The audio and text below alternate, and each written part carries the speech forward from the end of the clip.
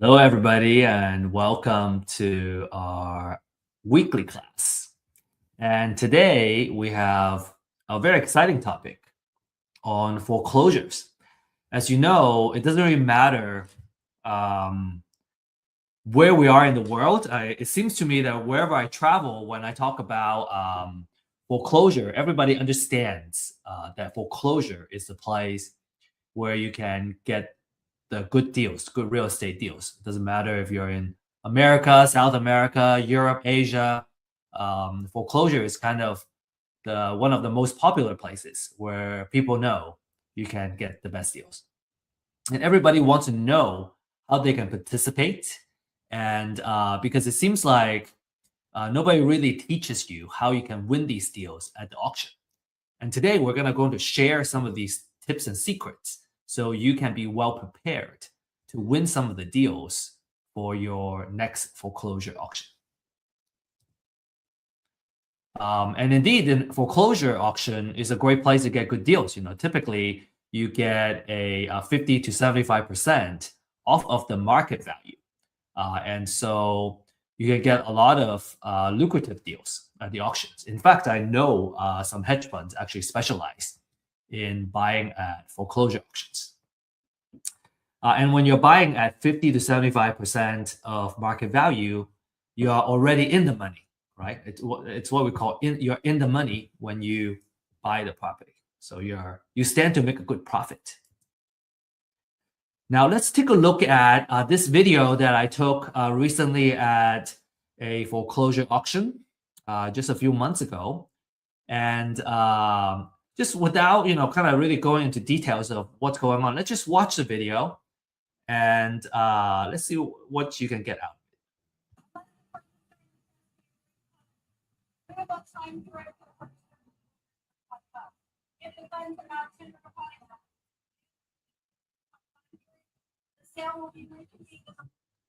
Okay, so that's basically it. I'm gonna cut it out. We're gonna go back to the beginning of the video here. Now, on the surface level, right? This is what's going on. Number one, it's quite loud and it's hard to hear the person that's talking, this lady. The second thing is that it's a little bit chaotic, but there is order to this chaos, right? So everyone seems to know what they're doing. And there's actually a lot more going on, as you can kind of see, kind of further into, kind of beyond this group of folks. There's more people over there. So what's going on, right? There's a lot of stuff going on. And at the end of this class, right, after we go over these top 10 tips, we're gonna revisit this video, and you're gonna be able to see and kind of break down everything that's going on in this video and what everyone's doing. All right, so sounds like a good deal. And then another kind of natural question is, within, being a part of this foreclosure auction, how do I win these deals? And what are some of the risks and how can I minimize the risk, right? So we want to be very cognizant of the risk that we'll be getting into if we participate in these auctions. And our promise to you is that at the end of this webinar, you'll understand how you can win deals while minimizing your risk, right? There are things you can do to minimize the risk. And this class is for new investors that are looking for knowledge to get started, right? Start buying properties. Or if you're an experienced investor and you're not familiar with foreclosure auctions, this would be a good place too. A lot of what I find is that a lot of investors, even if you have acquired a whole portfolio of properties, maybe they don't even need to participate in the auction to acquire these deals. There are different venues and channels where you can source great deals. If you want to add the foreclosure as one of the channels where you can source deals, this is certainly one place where you can gain that knowledge. From an exit strategy standpoint, all right, it's good for wholesale, fix and flip, or buy and hold at a big discount. And I have found that, when I have the habit of turning off notification, it really helps me focus, and that's how I can get the most out of an important class like this. And also, feel free to use the chat to introduce yourself, share your contact information, and where you live and all that. Who knows? Maybe you'll be able to connect with somebody who is also participating in this class that are in the same area, and make an effort to connect and set up a meeting after the class. This is important because over the years, we have found that people who network in the same class tend to end up kind of pulling the resources together and partner up together. Either partner up on a deal together or helping each other in their businesses. So make sure you really take advantage of everything that this class has to offer, all the tools that are in front of you. Be present and make the most out of it. Make quality connections. And disclaimer: this class is for education purposes only, and we don't offer investment, financial, or legal advice. Just some quick words about myself as a speaker, and I'm an executive partner of Real Estate IQ.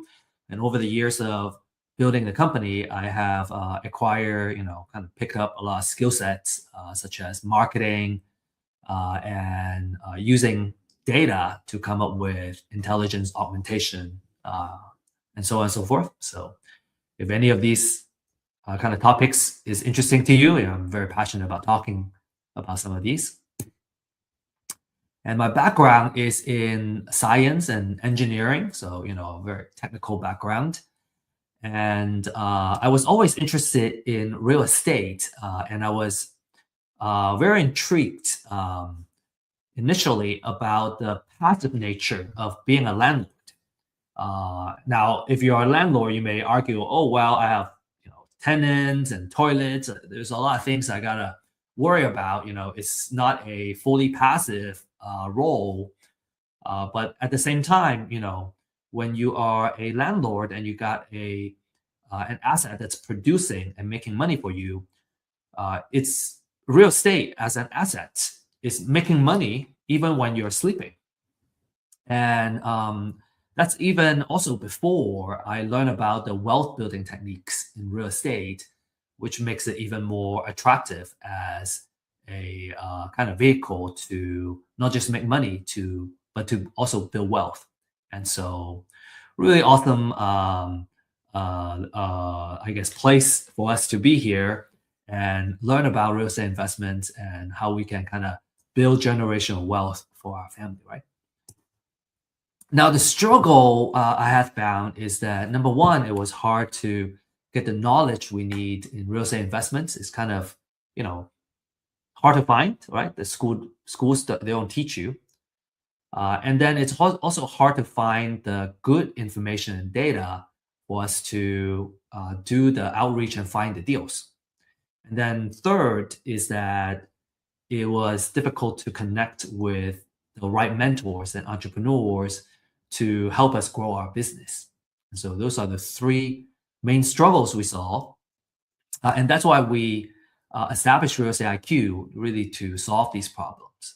One is to offer webinars and classes to offer the knowledge. We really believe that education is the ultimate equalizer, and that's what empowers us to kind of rise up to the level that we aspire to be in. And we also offer distressed seller data to help you find and win the deals. And finally, we offer mentorship and a deal makers community, right? Basically a support system that you need in order to succeed. I find it very difficult myself to do deals by myself. Just when I was starting out, it's very hard to know everything that we need to know to kind of participate in a deal and expect to do very well. I find it much more comfortable to work with someone who already has the experience, and then we are kind of either sharing resources or I bring something to the table, and we kind of achieve that success together. I find it a lot easier. Now, without further ado, we're going to go straight into now the content that we have prepared for you. So we're gonna kind of really get started and talk about these 10 deal winning tips. Okay. So first of all, there are two types of foreclosures. You may have heard about the bank foreclosure. Bank foreclosure is when the owner owes the bank money, not able to afford a mortgage, for example. And then the other one is the tax foreclosure, in which case the owner owes the government taxes, and the government has the right after an amount of time to then put the house in a tax foreclosure. And there's some nuances. We're going to go into that a little bit. Now, each county is a little bit different when it comes to where the foreclosure takes place. So where and when the foreclosure takes place. So make sure you do your research. In Texas, for example, foreclosure auctions take place on the first Tuesday of every month. And we call it Super Tuesday or the Tuesday auction. If you're in Florida, it's auctioned on a weekly basis as another example. So make sure you do your research on your local county. And let's talk about the bank foreclosures, right? Bank foreclosures happen when an owner stops paying their mortgage. And the lender, in most cases, it's the bank, right? Or it's a note servicer or note holder can reinforce the lien on the house to recover the loan balance. And the implication for investors is that you usually get clean title, except for unpaid property taxes or municipal liens, and there's little or no redemption period for the owner. Okay, obviously it varies by state, so you want to research kind of the redemption rules of your state. But in general, little to no redemption period. And then we're going to talk a little bit about tax foreclosures, but we're going to mainly focus on the bank foreclosures. Okay, tax foreclosures can get a little more complicated. This happens usually, it's triggered by unpaid property taxes, and usually they're like 2 to 3 years delinquent to kind of trigger that. And the government will force a sale, and it could be different parts of the government. It could be the county, right? It could be the city, or it could be the city, the school district that forces the sale. And as an investor, let's say you win, you win the bid, you don't get immediate ownership on the house.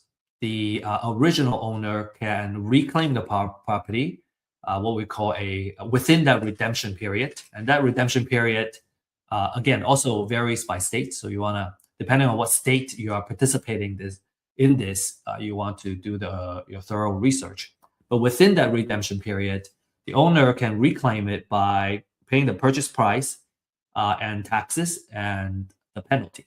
So if you own that lien on this tax foreclosure, you make a little bit of return if the owner decides to reclaim the property. So you still make some money. But if you're mainly focused on acquiring a property for investment purposes, then you typically don't want to renovate the house until after the redemption period. So you want to be careful of that. Essentially, you're buying a redeemable deed and not the final title during the tax foreclosure. So pay a lot of attention to the redemption period when you participate in the tax foreclosures. And we prepared a side-by-side comparison between bank foreclosures and tax foreclosures. And you can take a look at, maybe take a screenshot of this slide. Now, for the purpose of this class, we're going to focus more on the bank foreclosures because the title side is a little bit easier. And most folks are more familiar with bank foreclosures and they're more interested in bank foreclosures. Tax foreclosure is more or less a specialty within the real estate investment world. And if you're interested in tax foreclosures, it can be very lucrative as well. In fact, I I know some folks have done very well with tax foreclosures.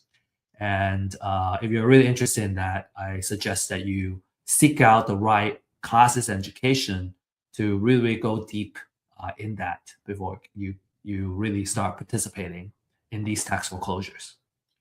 Right? Really know what you're getting into, understand all that, understand the risk and the process and the know-how, right, before you jump into it. Anyway, bank foreclosure is what we're going to focus on here. Now, the second tip is that in order to bid, you need to first register as a bidder. Okay, so you don't just show up and then you go, oh, I'm gonna bid on the house on the property on the house. You need to register first, okay, in order to bid.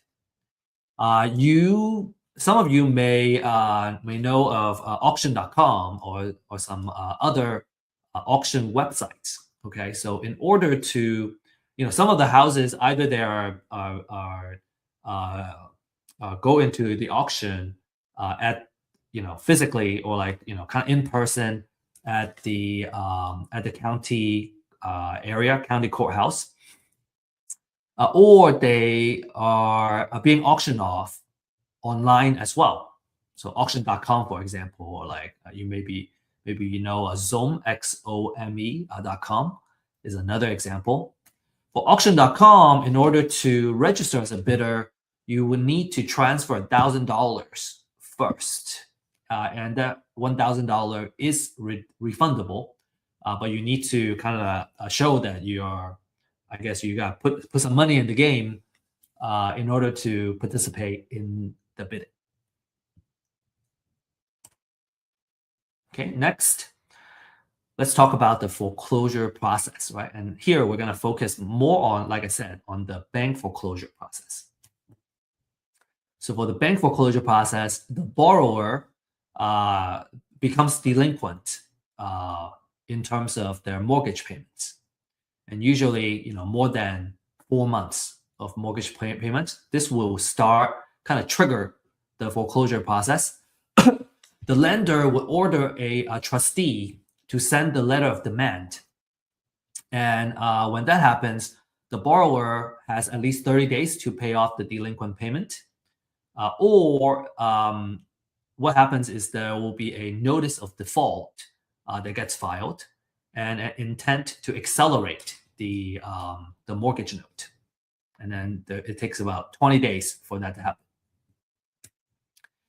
And after the cure period expires, right, when the borrower kind of misses that cure period, then the lender gets to file a notice of sale. And we're going to take a look at an example of the notice of sale in a little bit.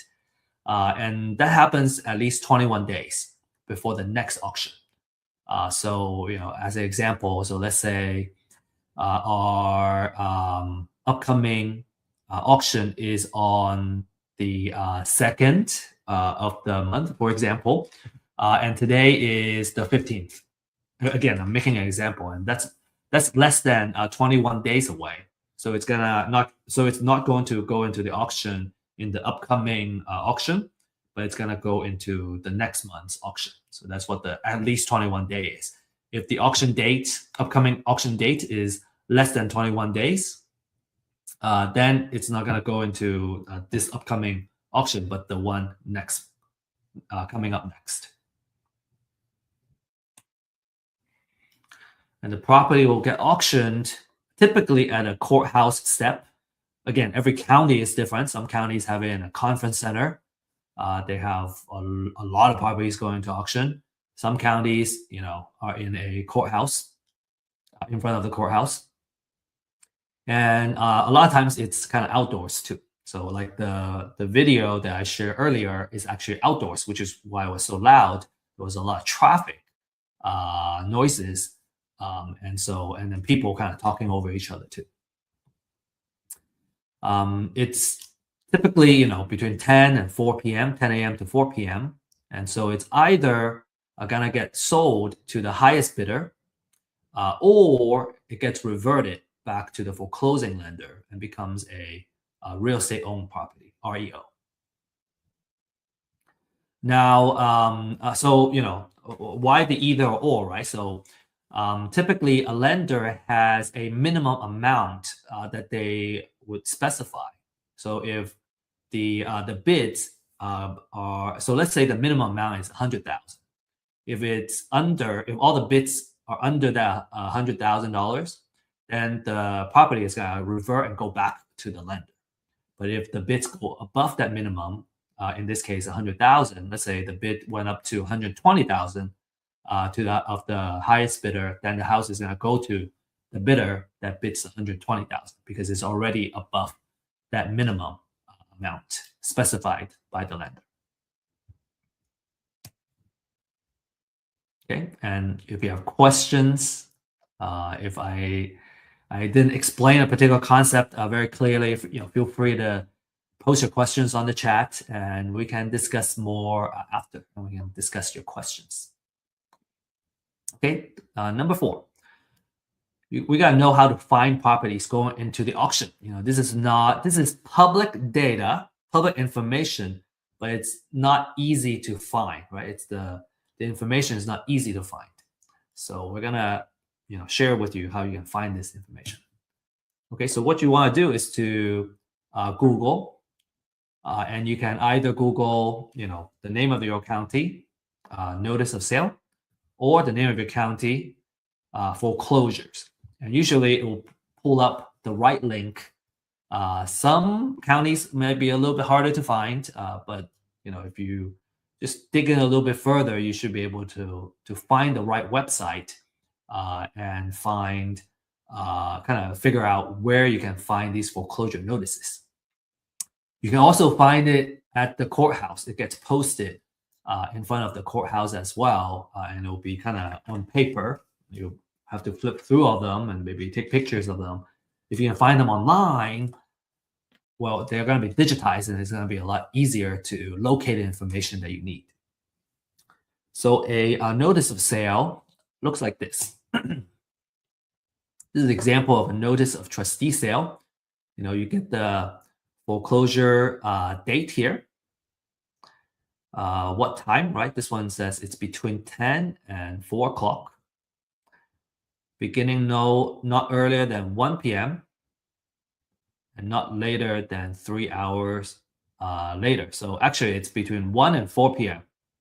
Right? So if you want this particular house, you want to show up between 1 and 4 o'clock. You don't have to be there for 6 hours. That's good. That's good news. And then you have about 3 hours there, and you got to figure out who the trustee is and all that stuff from here. And then you get the property address, the legal description, and everything. So a lot of information are on this notice of sale.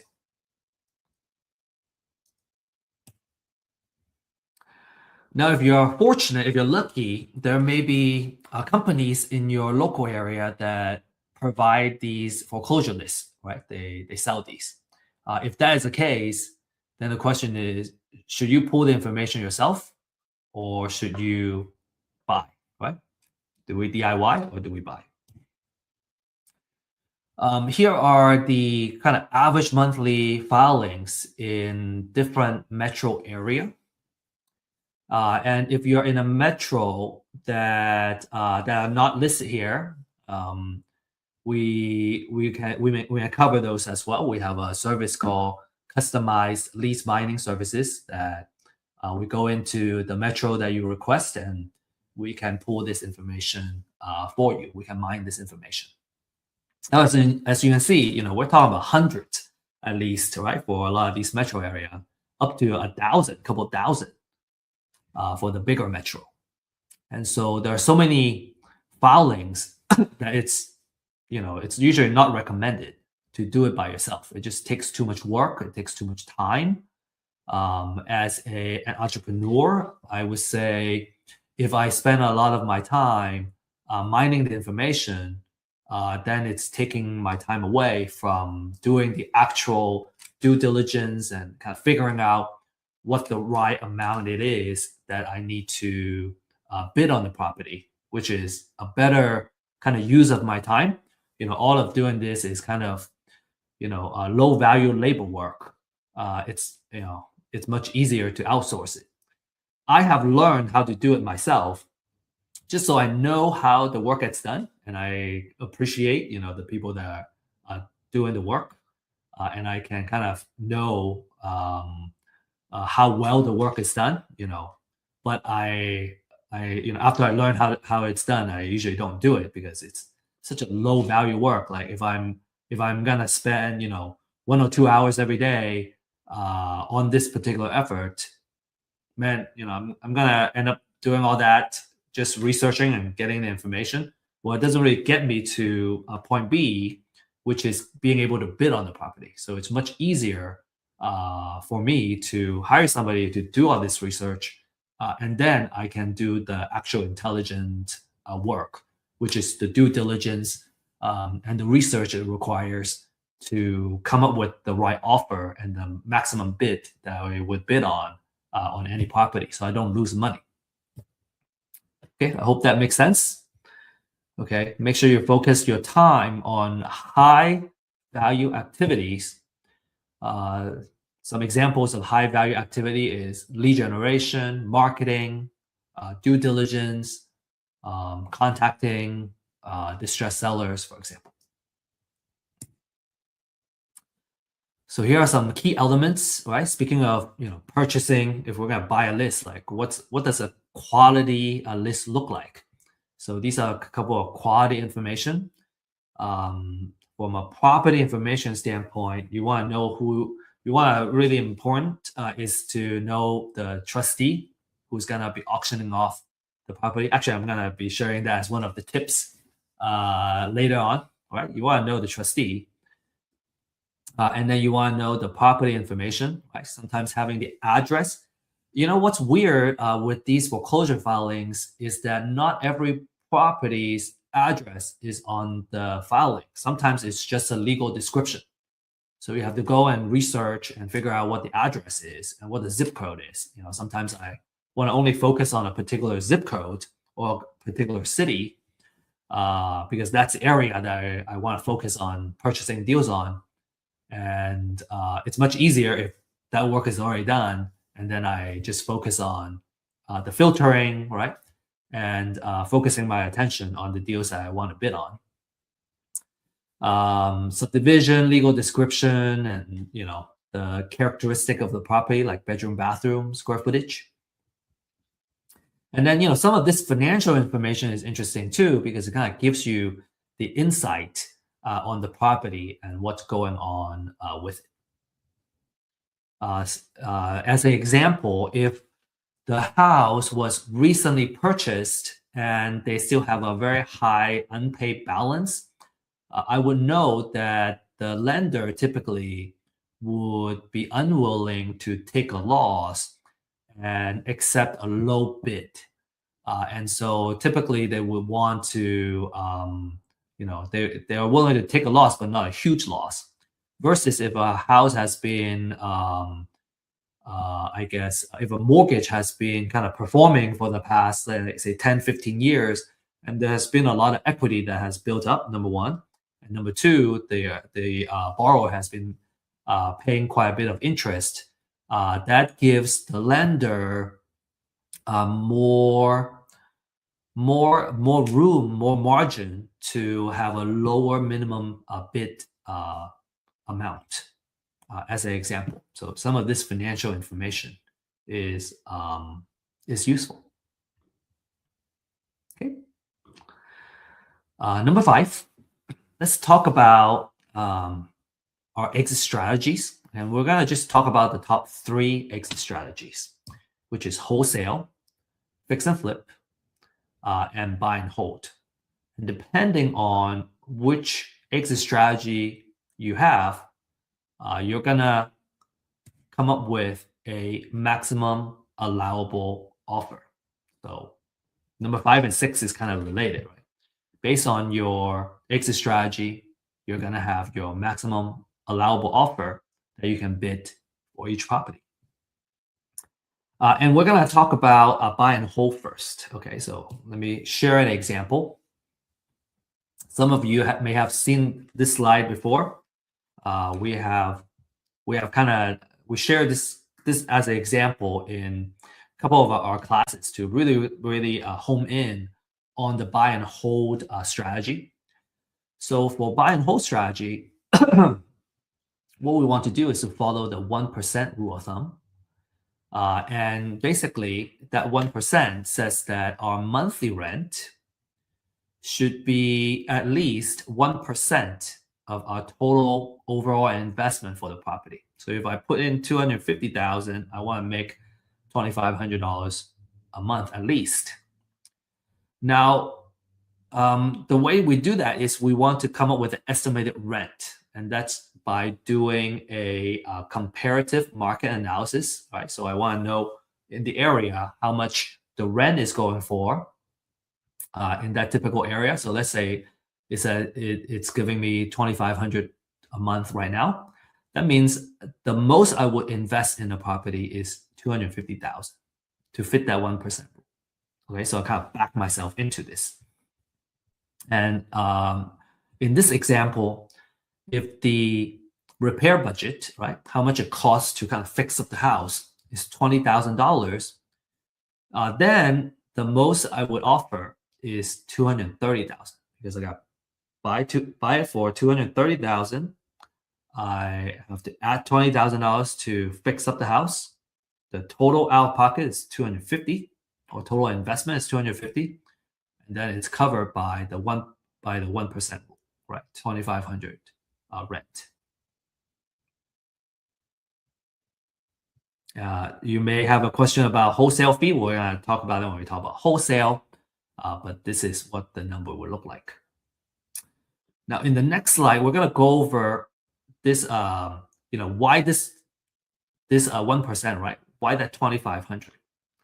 So as an example, the 2,500 will cover mortgage, property taxes, insurance, if there's HOA, and obviously there's always some level of maintenance on the house. And so after you subtract all that, you can earn a decent monthly cash flow, right? So that's how much you earn as how much cash you collect as a landlord. So what's really cool is that as a landlord, this is one house, right? This is how much I'll cash flow from one house. If I have 10 of these, then I'll make $5,750 a month, which is roughly $69,000 a year. If I have 20 houses, then I'll make $138,000 a year. And that's a pretty good way to kind of make money by just letting an asset, right, producing for you. And I think that's all I'm going to talk about for this. Just a very last comment is that for buy and hold is a wealth generator. You got a couple of things working for you. You got cash flow, which I just shared, right? From a monthly rent, I get a cash flow. I also get appreciation, which hedges us against inflation. So two types of appreciation. One is a natural appreciation. That's kind of inflation, right? And then a forced appreciation means that I'm fixing up the house to improve the value of the property. So that's what forced appreciation means. We also get tax savings from depreciation, mortgage interest and operating expenses. And then we also get to pay down the loan every month. So we're building up equity. So 4 things kind of working for you to build that wealth.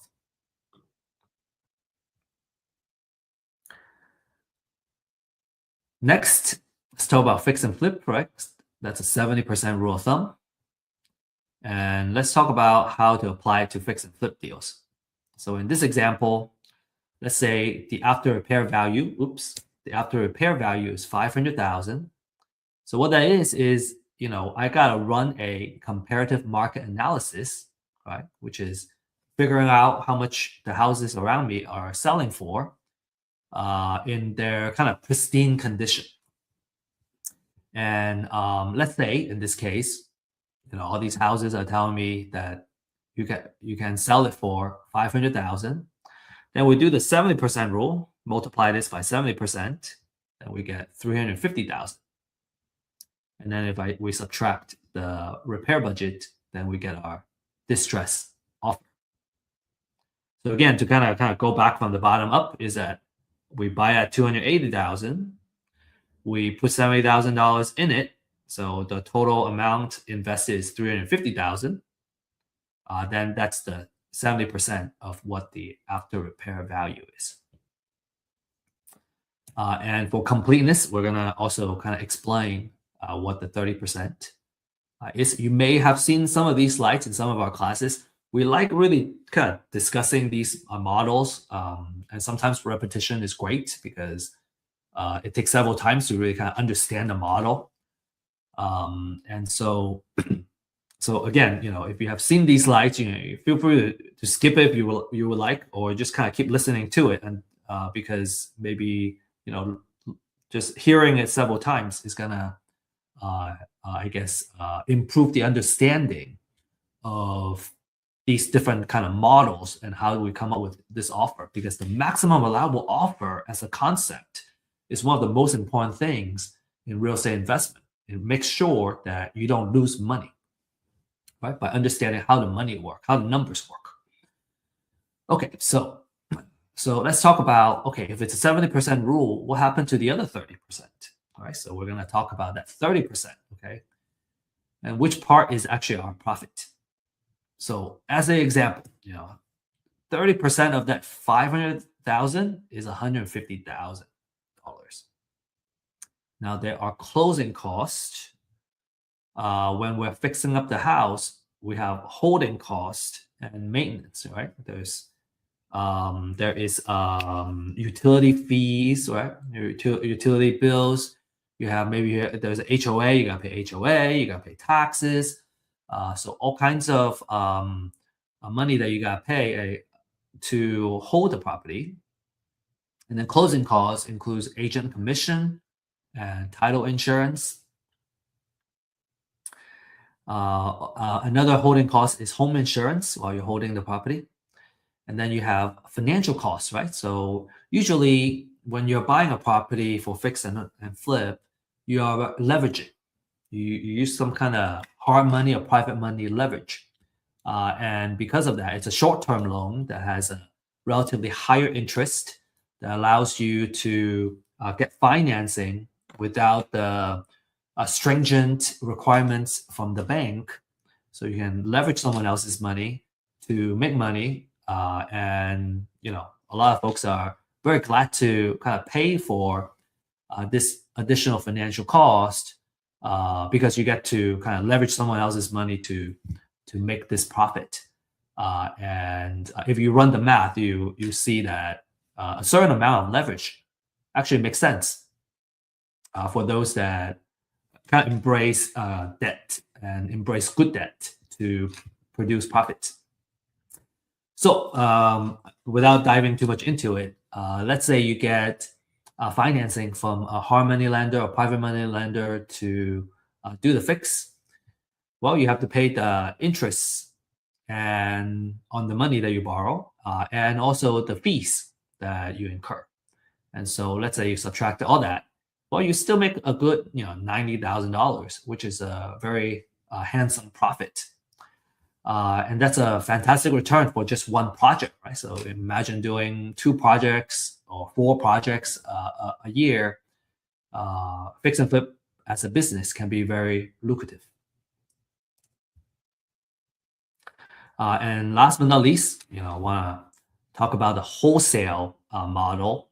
And what you do is you're buying the house at a low enough price to sell it to other investors. So you either sell it to a buy and hold investor, or you sell it to a fix and flip investor. And in the 2 scenarios, right? Let's say I want to sell it to a buy and hold investor. Well, in the previous example for buy and hold, I need to add my wholesale fee here before I put in the offer. So typically, we say about $10,000 on average of wholesale fees is a good number to make. So let's say I want to make $10,000, then I put it in here, and instead of offering $230,000, I offer $220,000. So if I'm acquiring it at the foreclosure auction, and I want to make my wholesale fee the maximum I would bid on is 220,000. And if I can win the house for say less than that, right? Let's say I won the bid at 200,000. Well, I can charge as much as $30,000 in wholesale fees and still be able to help the buy and hold investor make money. And that's a really cool place to be. Right? You don't you don't necessarily make 10,000. Maybe you can unlock a way to make $30,000 for the deal, $100,000 for the deal, depending on the deal. And if you sell it to a fix and flip investor, then you use the same kind of structure for that formula. You use the 70% formula. And let's say in this case, I want to make $20,000 in my wholesale fee. Well, then in that case, the maximum I would bid is 260,000.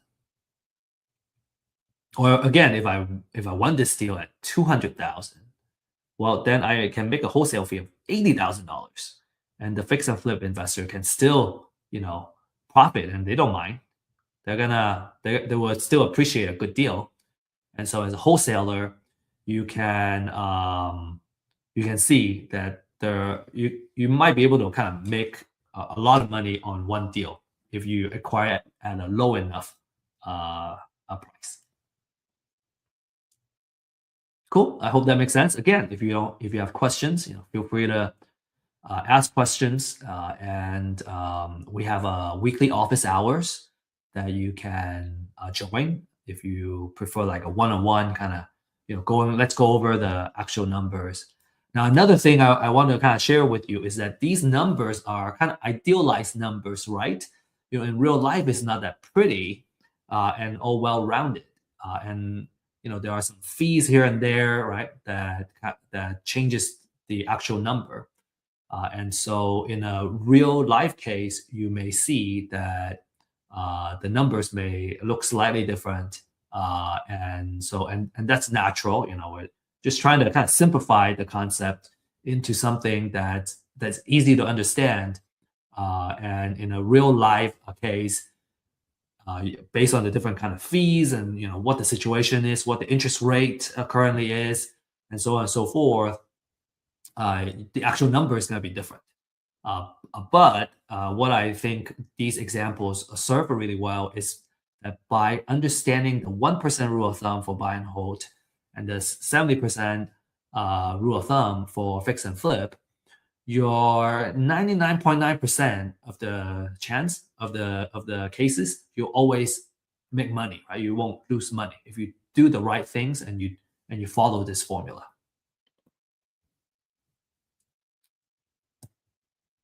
All right. I think we spent enough time on the maximum allowable offer. So we're going to talk about number 7, okay? Got to do your real estate valuation. So that's another big fundamental skill set for a real estate investor is being able to do a really good high fidelity real estate valuation. And there are 2 important numbers that you want to get really good at doing. And it's usually it's the same process, right? Using real market data to come up with number 1, after repair value, right? That's what we need for a kind of fix and flip number. And you got to know the market rent, which is good for buy and hold. And usually when I kind of evaluate a deal, I kind of always like to look at both of these numbers because it will tell me which exit strategy works best and which strategy, if it's flexible, right? If both strategies work, that's going to tell me, hey, this is a really awesome deal. And maybe one or the other numbers work better, one or the other exit strategy works better, then it will also kind of tell us, okay, this is the way to go. Another maybe a little more advanced items is that in addition to market rent, there's also short-term rental or like mid-term rental or co-living model, right? So you can potentially create more cash flow as a than a market rent. When we talk about market rent, we're looking at long-term rental, long-term rent. We're not going to talk about all these kind of short-term rental and potential higher cash flow scenario. In this case, really it's because when you're running a short-term rental, you're kind of running an accommodation, a hospitality business, and when you are doing long-term rental, you can very easily outsource it to a property manager, and you have really good occupancy usually, instead of a short-term rental. You have occupancy type of a situation or occupancy kind of factor they gotta factor in. So to kind of keep things a little more organized, right, we're gonna focus more on the long-term rental. And for real estate valuation, what's important is to run a comparative market analysis, or what we call a CMA. So looking at the market, right, all the comparables that are on the market, how much do they sell for? How much do they sell for? That's going to give me the ARV, after repair value. How much do they rent for? It's going to give me the market rent. And we're going to just talk a little bit briefly about best approaches to CMA. So best approaches to CMA is these couple of things to kind of set up the parameter, right, on which ones are comparable, right? The keyword is comparable for a CMA. You want to know, you want to look at the distance, right? How far? If it's too far away, maybe it's not comp anymore. You want to look at recency. Recency is how recently the house was last sold. If it was sold 5 years ago, that's not really market value data anymore. You want it to be as close as possible. Ideally, the last 30 days, the last 90 days would be really good, because the real estate value and real estate prices is seasonal. So the more recent, the better, typically 90 days. You want to look at square footage, right? A small house, a cottage, and a big mansion, completely different type of valuation. A year built, right? Obviously a new house and a house that was built in 1920s, completely different material, age and all that stuff. So you want to be kind of similar. And then ideally you want the houses to be in the same subdivision, because they tend to be in built by the same or similar builders, and they're true comparables. So some rule of thumb, and these are just kind of guidance. We put 1 mile for distance. Ideally, it's actually a quarter mile if possible. Recency, at most 360 days, but ideally 90 days. Square footage is plus and minus 20% of the house that we're trying to evaluate. So if the house is say 2,000 square feet, then you're gonna go. You want to pick out the comparables that are 1,600, between 1,600 and 2,400, which is within that plus minus 20% of 2,000. And then year built, as an example, let's say it was built in year 2000. You go from 1990 to 2010, and then you try to choose the same subdivision if possible. Then you're going to choose the best 3 to 4 comparables as the basis to come up with your valuation for the ARV, after repair value, and also for the market rent. So so I guess, maybe just to elaborate a little bit more, for after repair value, I'm looking for sold prices for the houses that have been sold in the area. For market rent, I'm looking for leased prices for the houses that have been leased in the area. Okay, let's move on. Number 8, you gotta know how to minimize your risk. 3 key questions that you need to answer. Okay, number 1, is the house is still there? If there are times where the house goes into a bank foreclosure, tax foreclosure, but actually there's no house there anymore. It's just a plot of land. And if you're bidding on the property as if the house was still there, and you're bidding, you put down a big bid on the house, and there's no house, then you're going to stand to make a big loss. Okay. The way to mitigate that risk is to hire someone to take photos for you. The market a price that I know of is that it's about $25 per property. You can hire someone to take a photo. So based on the photo, you can see the condition, or if the photo has no house, you know that there's no house there. The second one, what other liens are also on the house?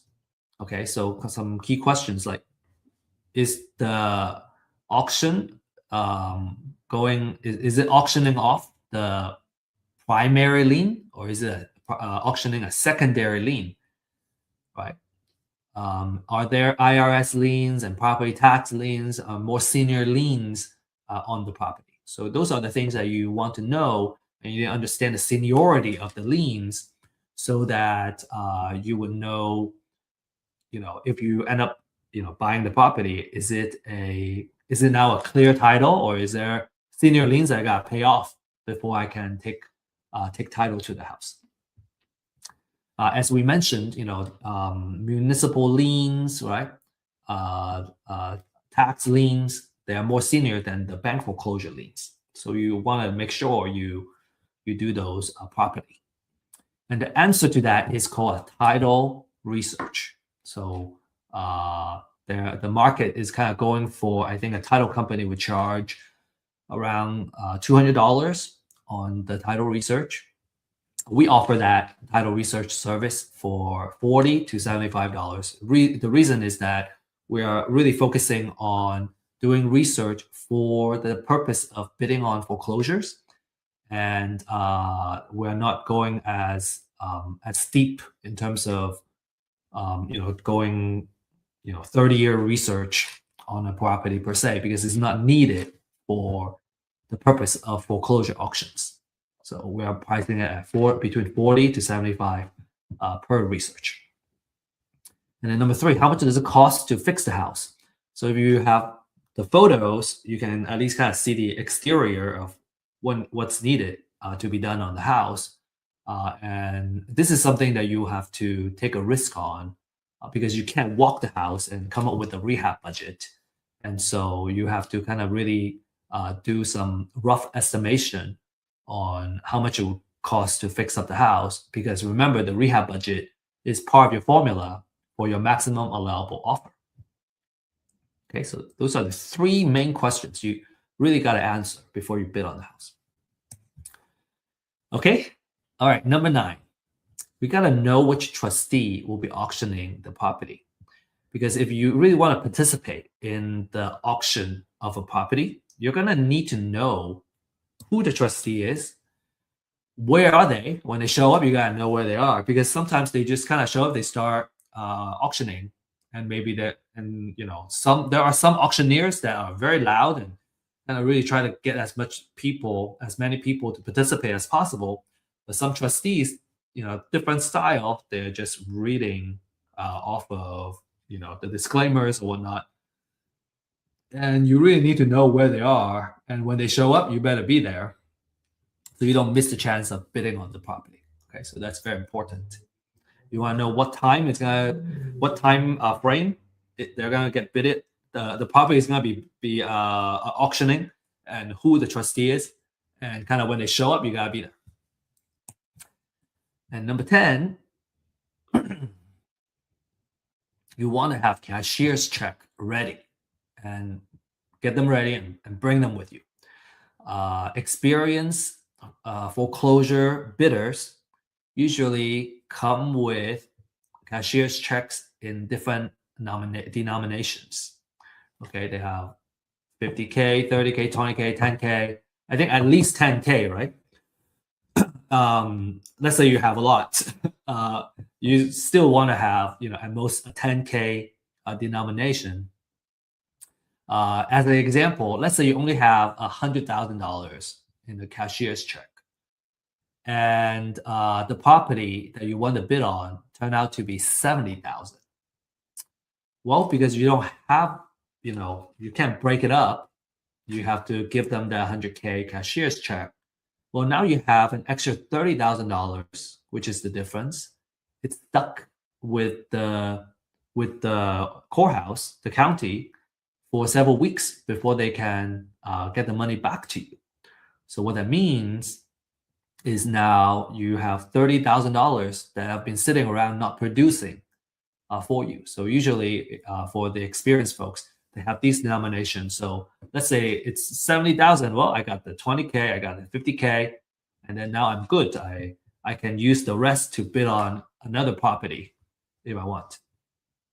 Right? So that's very important. They don't make change at the auction. So some bonus information, I want to give you this, and then we will look at the video. Okay, so the bonus, I want to kind of share the what happens during the auction or like after the auction. So after the auction, after the foreclosure, the borrower may still owe money after the foreclosure. If the total debt owed exceeds the foreclosure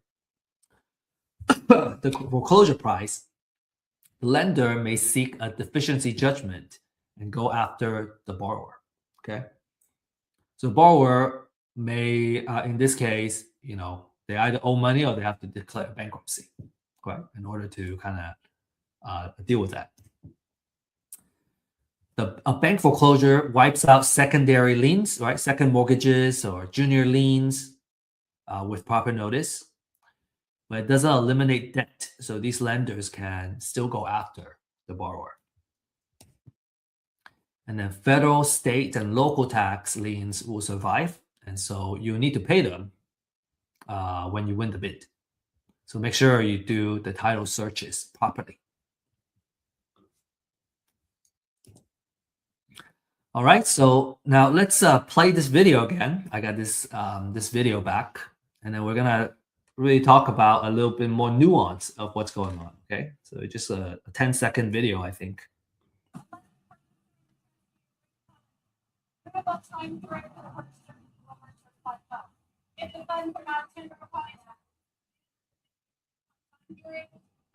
Okay, so this is what's going on. This lady is announcing disclaimers before she starts auctioning the property, and she has a stack.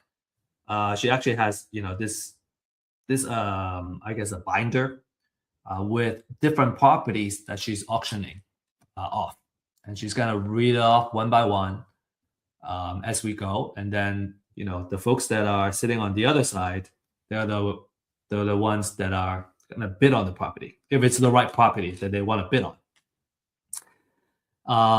You have this gentleman, Ryan, my friend, has a laptop, right? And he has a spreadsheet here with all the properties that he already did research on, and he knows exactly which deals he's going to bid on because he already did all the due diligence and everything that he needed. This lady, I also spoke with her afterwards.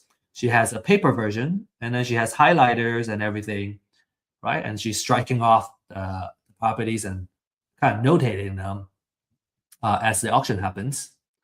And then there's other folks that are also participating. So people come prepared, right? They did their homework already. They brought their printout or laptop, and they know how much they're gonna bid on the property. All that work is already done before the auction. So they're only going to the auction to bid on the property and basically trying their best to win a property or two or more during the auction. And the auction happens at different spots. You got this one, this spot here. You got a service link auction that's happening over here. And then in the back, you have auction.com. So there are a couple of spots. And then, obviously you also have individual trustees that are just kind of standing there. And once they kind of get started, people will kind of crowd over and try to kind of hear the best they could and making sure that they don't miss on the property they want to bid on.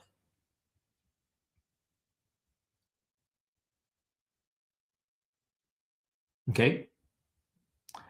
So yeah, so many auctions can happen at the same time too. So you can have three properties being auctioned off at the same time by three different trustees. So it can be pretty chaotic.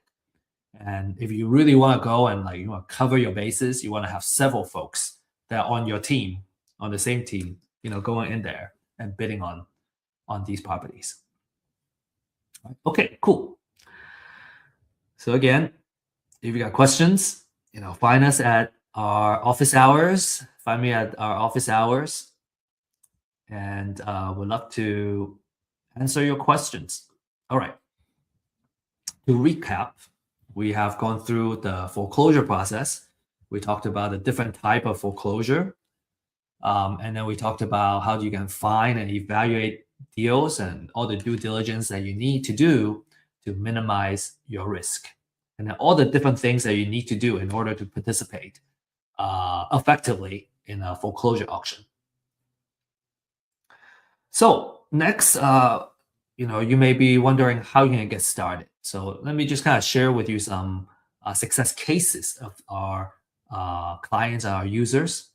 Right, first case, we have a client making $46,500 profit on a deal in Carrollton.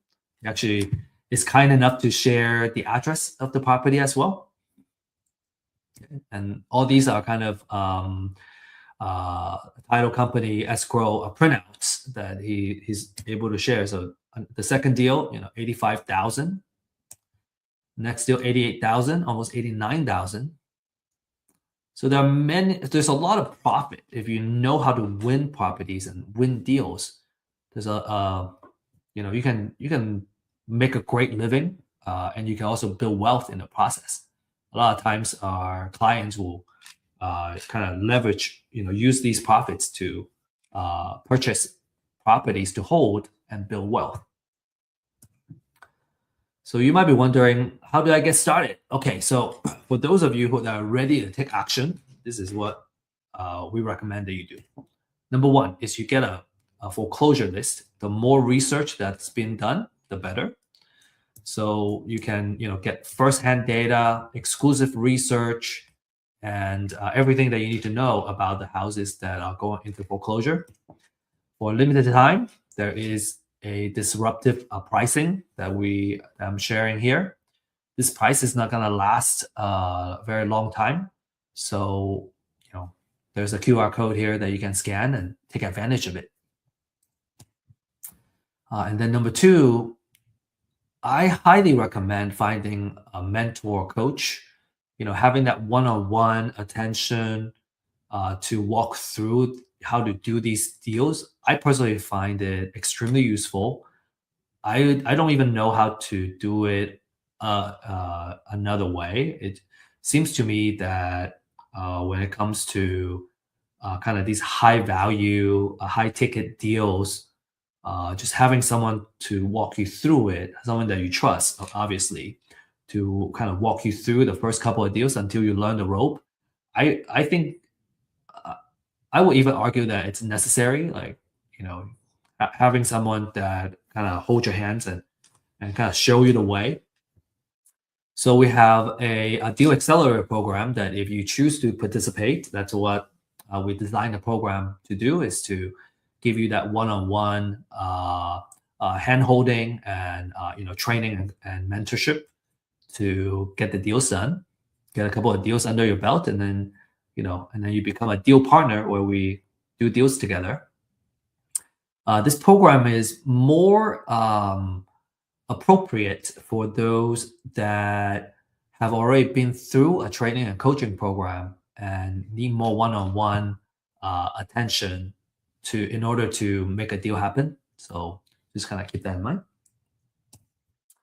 And then step number three, do your due diligence. Right, you gotta get photos, right? Do the comms, and learn how to do a rehab budget, and then also title research. And as I mentioned, we offer title research services to help you economically, do the searches on any property that you choose to, and at a much more affordable price than a title company, for example. And then finally, when you're ready, go to the foreclosure auction and join the fund. We may see you there. Okay, before we end, share a couple more success stories here. Jordan, being a client for Real Estate IQ for in a month, he closed 2 deals and made $60,000. And Salvador, first deal, 30,000. And Ismail, consistently, getting deals and an average of 8,000 per deal, a total of 80,000 in the past 10 transactions. That's pretty good, right? Pretty good profit. So again, if you're ready to take action, you can scan this QR code to get started. Schedule a 30-minute in-depth consultation on what Real Estate IQ has to offer to help you find deals and win your first deal. And if you are not ready to kind of actively get started, but you want to continue to learn through seeing real cases and real deals, then you need to join our weekly Thursday program. This is at 11 a.m. Central Time. We kind of decided that was the best time because I think across the United States, doesn't matter what time zone you're in, that's a really good time to participate. This is a weekly live stream where we follow live deals that we're actively working on, right? We have a purpose of building a real estate portfolio in real life. And some of these deals we're actually offering to our community as well. But we're building this portfolio with a purpose of building wealth. And at first you can participate as an audience to kind of follow the deals and see how the deals are doing. We have about, I think, 10 deals right now that we're actively, in the process of working on or producing a cash flow. And one day, you're going to feel ready to actively participate. And you can either participate by bringing your own deal to our community, or you can work on the deals together with us as partners. So the deals is a big part of this live stream. We feel that by looking at real cases is where we learn the most and learn the fastest, right? Real cases instead of just talking about theory. And then we go over the market update that will impact the real estate investment world. For example, just recently we talked about a legislation change that's going to affect landlords, right? And that just became effective a week ago. And so, those are very helpful for investors that are actively doing business. And then we'll also share wealth building techniques and knowledge. So you can, leverage all this, right? The whole purpose of, real estate is using it to build our wealth and create generational wealth. And so we really hope that this Deal Makers live stream will continue to grow and really kind of bring great value to everybody that participate.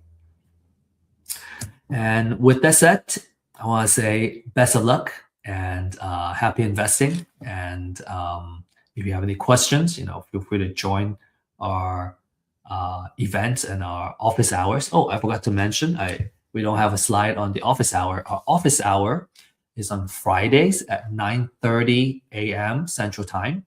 And you can find the link to join the office hours in usually our meetup groups or on our website. So just need to search for those. And if you have any questions, right, on any classes or actual deals, you need someone to kind of evaluate the deals for you, make sure it's a good deal. You need someone to come up with a recommendation of how much you offer on the lead that you're working on, for example. That's how you can leverage our office hours. All right. Now, with that said, I just want to end this session and thank you for joining us. And I hope to see you in our future classes soon.